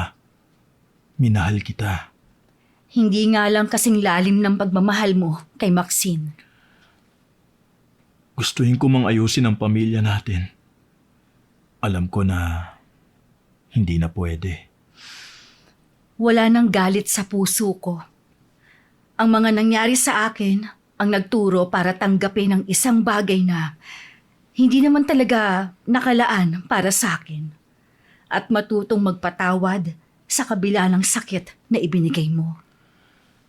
Sana mahanap mo ang tunay na magpapasaya sa'yo. Minsan, kailangan lang nating makontento para maging masaya. Para sa akin, masaya na ako nakapiling ko ang mga anak ko. Hangad ko rin na maging masaya kayo ni Maxine. Salamat. Kung tuloy pa rin ang pag-alis mo, huwag ka mag-alala. Hindi ko kukunin ang mga anak natin. Alam ko na mas mapapabuti sila sa pamilya mo. Nasa abroad na ako noon nang mabalitaan kong ikinasal na sila ni Maxine. Isa sa natutunan ko, kapag hindi talaga kayo ang para sa isa't isa, ang Diyos mismo ang gagawa ng paraan para mawala ang taong minamahal mo. Kailangan lang natin tanggapin na walang permanente sa mundo.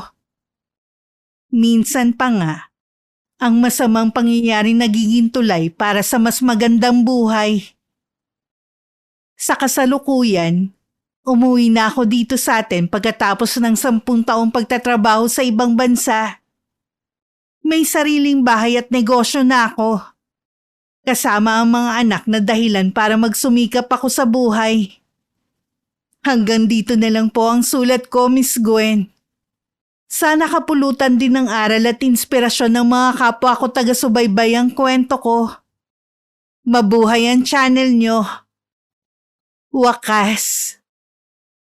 Okay, shoutout po tayo.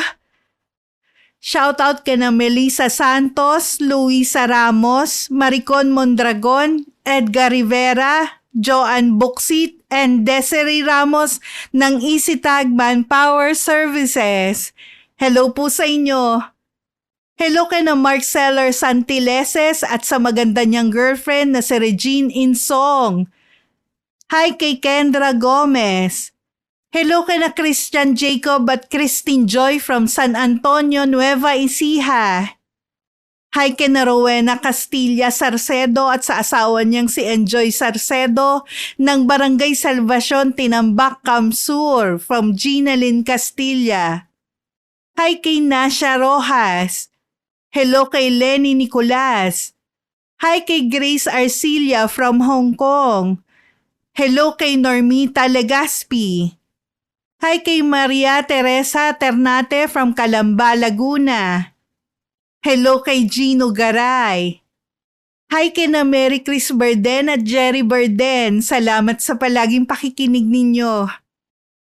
Hello kay Evelyn Abong Abarkil. Salamat sa suporta. Hi kay Josephine De Los Trinos from Osaka, Japan.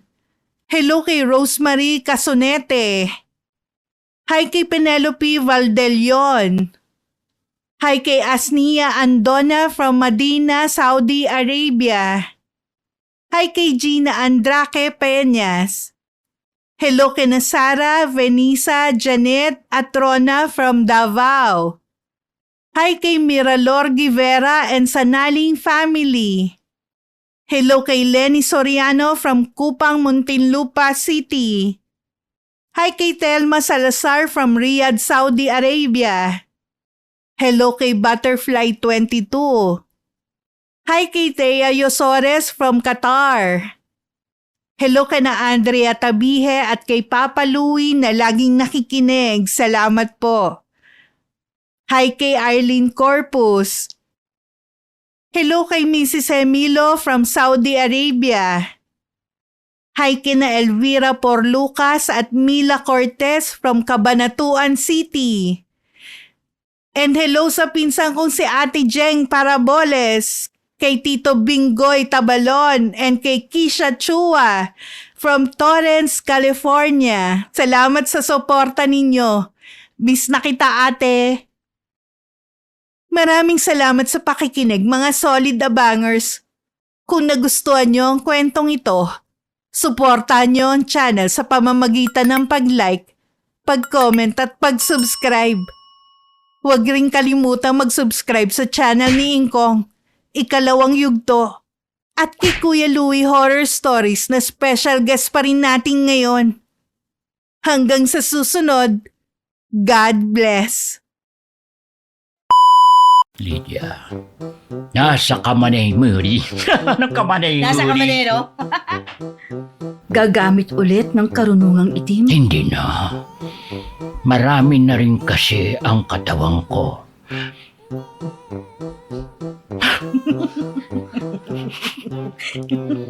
Naklone ko ang sarili. Marami, oh.